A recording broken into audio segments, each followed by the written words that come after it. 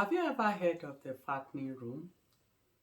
This is a kind of activity or a period in which girls of puberty age are brought and kept in a room. They're taken away from their families and friends and kept in this room and fed a lot of food. They do no chores at all. So they are pampered and taught by elderly women. It's practiced normally among the Efiks, the BBOs, and the Calabaris. So the whole essence is to teach these young girls marital etiquette and acceptable social norms that they can and behaviors that is acceptable in their society, really. And it is because men in that society prefer women that have some flesh to them, not just thin. So, as they say, one man's meat is another man's poison. So, they prefer their women fattened with flesh. So, these women are taught by the elderly women. They are taught things like how to satisfy their men, how child rearing, motherhood, um, they try to curb promiscuity. I don't know if it has anything to do with female genital mutilation, but it curbs promiscuity. And then also they are taught crafts like handcrafts, weaving, finance, managing money, and all those sort of things. So the whole essence is to prepare the women so that they have a marriage that is successful and acceptable and is pleasing to the men. You know that in those days, actually, women were seen as chattel or property. So their whole essence was to please their owners, really. So am I putting a stamp and approving the fattening room? Not necessarily. But I'm trying to draw that comparison that these people saw the need to take out these girls and train them once they reach puberty and prepare them for marriage. This can be likened to the Courtship Academy. Here we try to bring couples. It's not just females now, but we bring couples, both male and female, together here, even singles that are still searching, to prepare you to know how to look for a spouse that is compatible with you, suitable for you. So that's the similarity between the fattening room and Courtship Academy. And also, you know that for the fattening room is when they've reached the age of puberty that they are brought to the fattening room. So here, you come in when you are in courtship. So it's not for dating people. So it's not when you're dating. You come here after dating. You must have dated widely. Now, when we say dating, there's a lot of confusion because some people just use they use the words interchangeably, courtship and dating, but they are not the same. Dating is when you try to go out with different people of the opposite sex. You go out with different ones. Like today, you may invite Mary to go to watch a cinema or to the cinema, or you may invite Jane to go with you for a hike.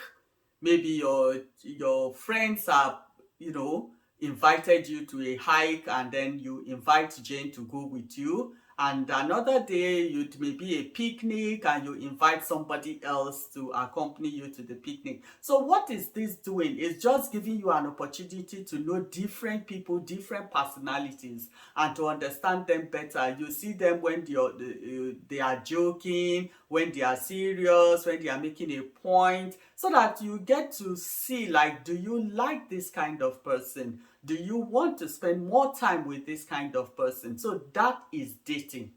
So it's after you've dated widely, like different people, different personalities, then you see that, okay, I seem to be drawn more to this person because they kind of suit me better. I like it. I feel comfortable when I'm with them.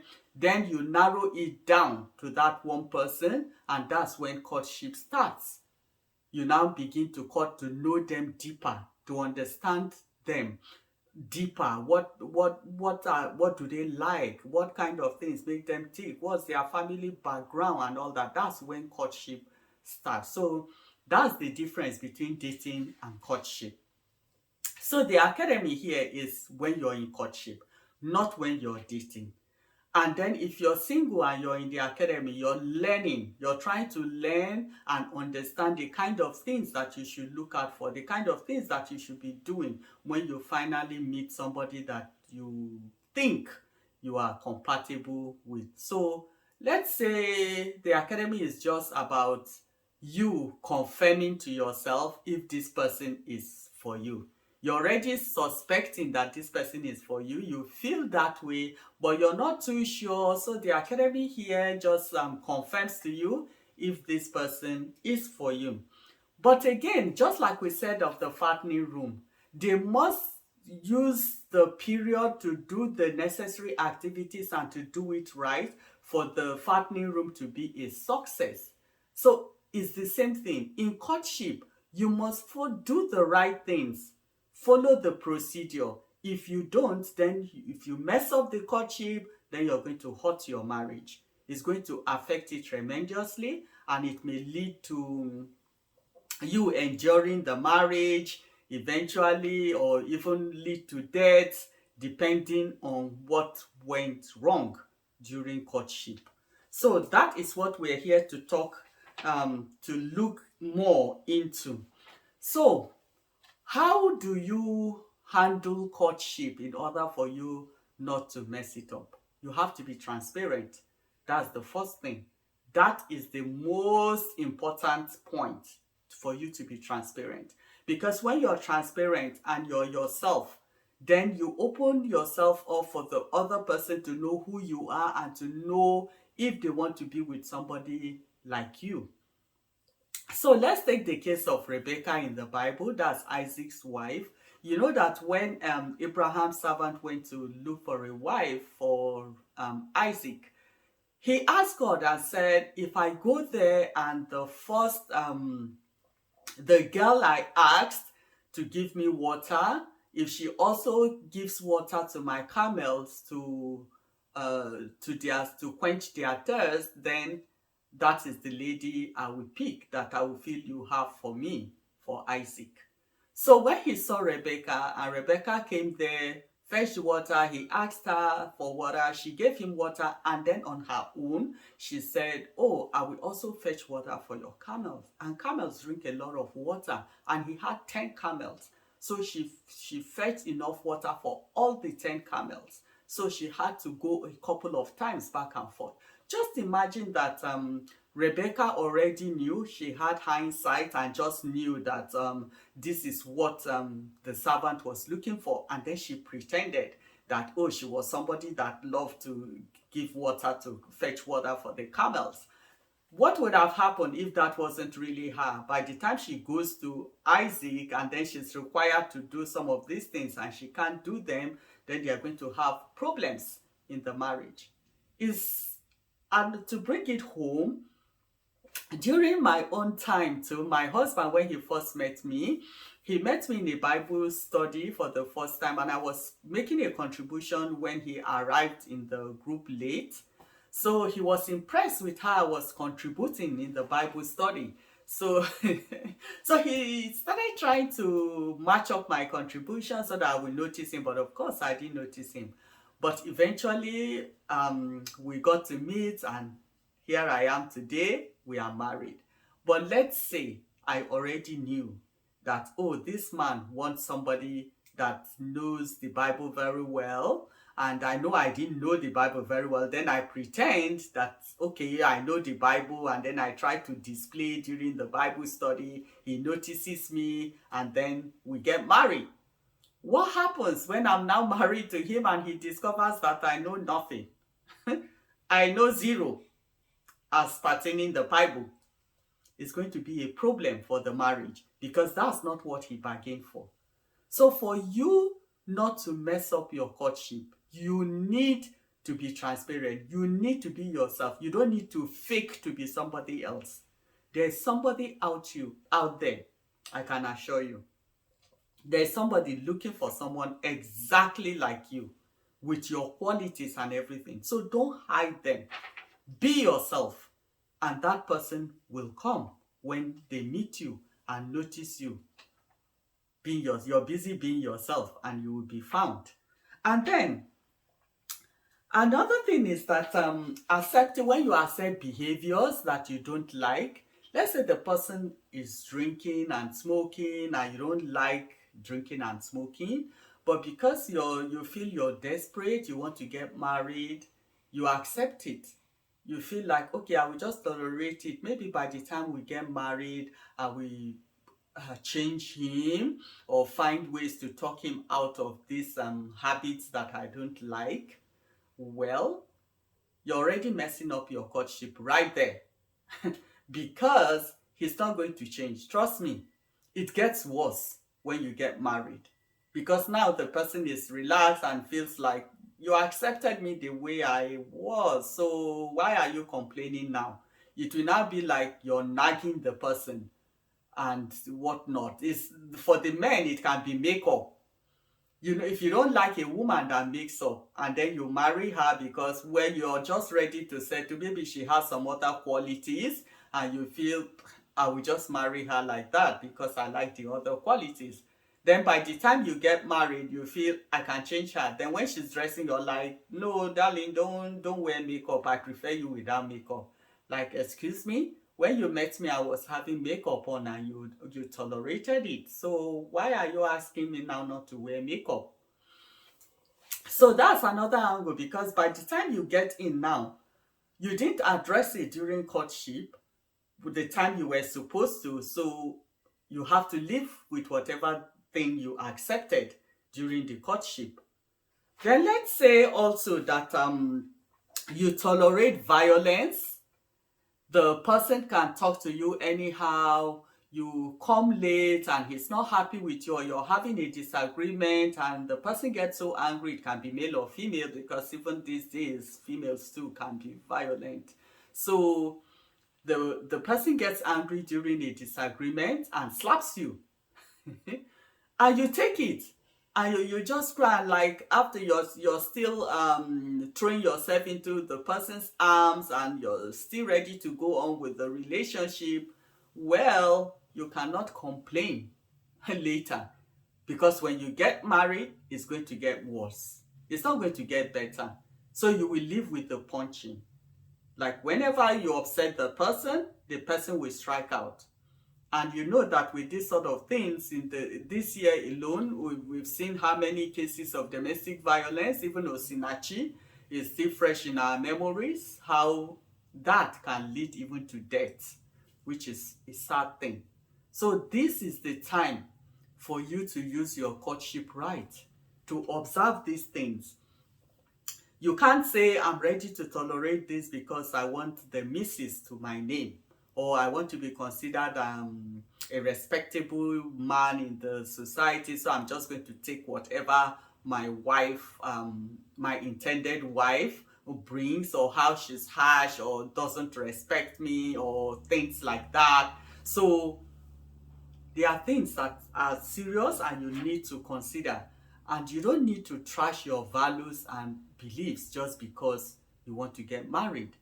This is the time for you to uphold your values and your beliefs, so that you will know if this person actually compliments you and is going to bring out the best in you by the time you settle and get married. Then another thing I see is that people make suggestions. They are the ones that are doing all the discussions. In Courtship Academy, we have a workbook, and this workbook is meant for both of you to discuss. For each question you answer, Both of you have to answer the question. That's what is called a discussion. So you can't have a courtship where you are the one alone. Maybe the lady is the one talking every time and like, oh, we're going to have a joint account, and the man is just quiet or maybe nods his head or smiles, and then, oh, we will have 2 children. Yeah, you're the one just saying all what you want, but the other person is not really saying anything. You can't take that to be consent. I know someone like that. Like, she just kept saying those things, and then later she was complaining that the man was not doing what he agreed during courtship. And I asked, like, who brought up the topic? Did he bring up the topic? Or when you brought up the topic, what did he say? And it was like, oh, he didn't really say anything. Okay, if he didn't really say anything, he was just like listening to you and just nodding or smiling, that doesn't really mean anything. So you have to ensure that everybody is airing their own view. Like, listen to each other, let everyone speak and say out their minds, their opinions and their views, the perspective, why they hold those views, why they have such opinions and all that. So, but from our workbook, which is why I like the workbook adds so many questions, right from things that affect you from your childhood, things that influence you, the people, all that, they shape you. So you talk. The questions make you talk, actually. So when you talk, the other person gets to know what your views are, and the discussions are not just one-sided. That's another thing that messes up courtship, when discussions are just one-sided and everyone is not making their own input into it. Then boundaries are not set sometimes. This is very important. So your boundaries, what are your boundaries? It can be like, oh, I want to just hold hands. There's no kissing, no hugging, no sex. Those are boundaries. Or it can be that my phone, I don't want you going through my phone. My phone is a no-go area. I'm not even going to give you password. I don't like it. You may have your reasons why and you state them. Those are your boundaries. So now is the time during courtship to put your boundaries and say, this is what I want. Is if the other person, if they truly love you, they should be able to respect your boundaries. If they don't respect your boundaries, then something is wrong and you need to look at it. As I say, it's not going to change when you get married. It's going to get worse. So you need to set boundaries now and ensure that you make sure that they are respected by your partner, and your partner too should ensure that he respects your own boundaries. So if you don't do that, then you're going to have a lot of problems. Then we should have disclosures. Courtship is the time for you to make disclosures. You see? So you see how deep all these things are going. That's why I say it cannot be during dating. Because then you cannot go about telling people all these things when you're not even serious that you want to get committed and settle down with the person. So it's not during dating you do this. That's why they are in courtship, when you go deep in and you ought to be transparent and honest. So for disclosures, you have to make disclosures. Let's say, for example, as a young girl, maybe in the university, in school, whenever, you had an abortion, even if it's just one abortion. So even if it's 2 or 3, it's the same thing, but even one, you should tell your spouse, your intended, about it. Why? Because if you don't, when you get married, you may have issues like not being able to have a child, which you spend a lot of money. You didn't tell your husband that, oh, this was it when you were courting. And then after spending so much money and running helter-skelter, finally you meet this doctor that now does a thorough exam and start asking you questions about your past, and then you now disclose, yes, you had this abortion, and he says, well, that's the reason why you're not able to conceive. Can you imagine the effect it will have on your husband? Because you did not say it at the time. Does it mean if you said it at the time, the person would have walked away? Not necessarily. If this person really loves you and you have what it takes and he sees that you're compatible in all other areas, it will be a matter of addressing the situation and then see what you people can do. You may decide, okay, we will try, even if eventually if it has affected you in any way and we end up not having children, we may adopt children, or we may do this or we may do that. So you see, it gives room for you to prepare ahead, to make contingency plans and say, this what will we do next. But when you don't give the person the opportunity, then it might as well be the end of the marriage, because the person might not be able to go on. He will feel he was deceived, like you never told him, you didn't place all the cards on the table. So disclosures are very, very important and they are necessary for you to do. So at the end of the day, if you find that you're incompatible, that is, it's not adding up.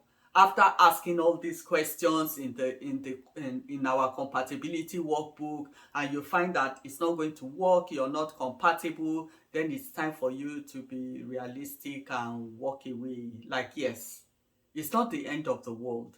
That's what courtship is all about. It's not about, I'm going to confirm and for sure we are going to get married. No, you're here to learn if this person is suitable for you. And once you learn that they are not suitable for you, you're not compatible in any way, then it is time to take a walk. You will find someone else that will love you. You will find someone else that is compatible with you, that is acceptable. Just the way you are, they will accept you. So you don't need to have a period of wailing or even trying to commit suicide or things like, no, no, no, it's not the end of the world. In fact, you should count it as a blessing that you were able to see these things. You were able to notice the red flags. You're able to notice the incompatibility and then decide to break it off. It's better for you to have a broken courtship than to have a broken marriage, or even to die because you got married.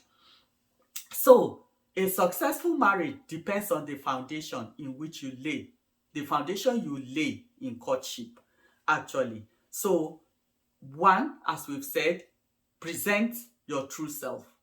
Don't pretend to be somebody that you're not. Disclose all the vital things that need to be disclosed. Don't trash your values, right? Set your boundaries. Accept incompatibilities and see if you can walk through them. Because if not, they will lead to greater misery for you at the end of the day. Trust issues will come up. Yeah, because if you were not truthful, they begin to doubt every other thing that you're now doing in marriage, and it becomes a big problem. And if you turn out to be not the person they wanted, then they are out there. It can be because of the start of unfaithfulness. You know, the person will not be faithful to you, will go out to people he feels that he's compatible with and loves to be with and all that.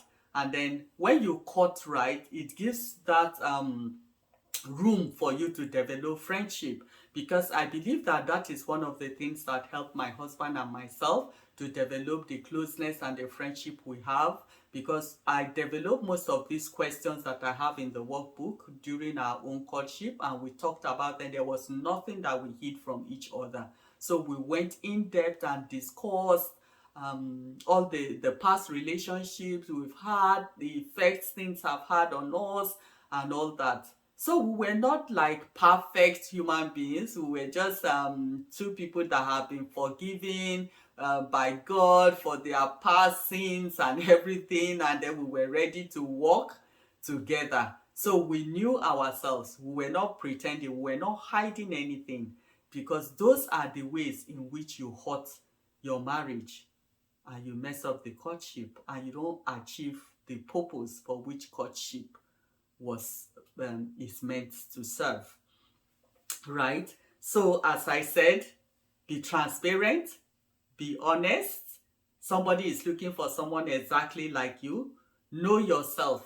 When you know yourself, you're able to be true to yourself. And then the person will accept you for who you are.